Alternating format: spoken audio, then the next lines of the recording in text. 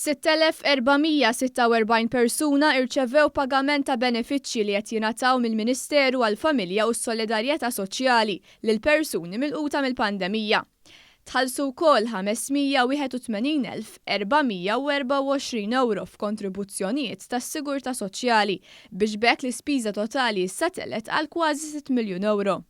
Dawn id-dettalji tagħhom il-Ministru Michael Falzon bħala parti mill-5 proċess ta' ħlasijiet ta' benefiċċji li qed jingħataw lil persuni milquta mill-pandemija.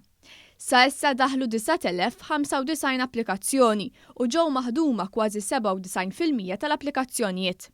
Fost dawk li tħallsu hemm 5,454 persuna li jew irċevew il-benefiċċju tal-ġenituri li waqfu jaħdmu biex jieħdu ħsieb lil uliedhom jew dak mediku jew ta' diżabilità waqt li żammew l-impjieg. 165 persuna waqfu l-benefiċċju u ritornaw għax-xogħol. Dawk li ħadu l-benefiċċju sa issa ħadu medja ta' 900 euro fajnuna kull wieħed. Kważi 85% ta' dawk li bbenefikaw huma Maltin.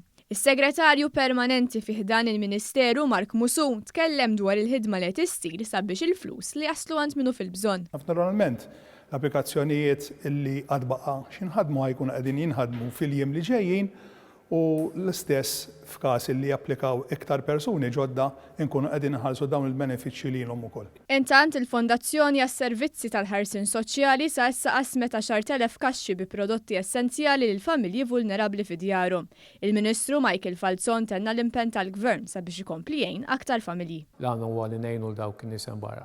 Sinifikanti forsi wkoll nitkellmu fil-ġimgħa tal-ewwel ta' Mejju u jidher li twemmin li dejjem kellna sa mill-bidunet għadu magħna u nassigura li jibqa' magħna fil-futur it-twemmin soċjali li dejjem ħankunu hemm biex ngħinu l dawk li huma l-aktar vulnerabbli se nkunu hemm biex inwiesnu l dawk li għandhom bżonn.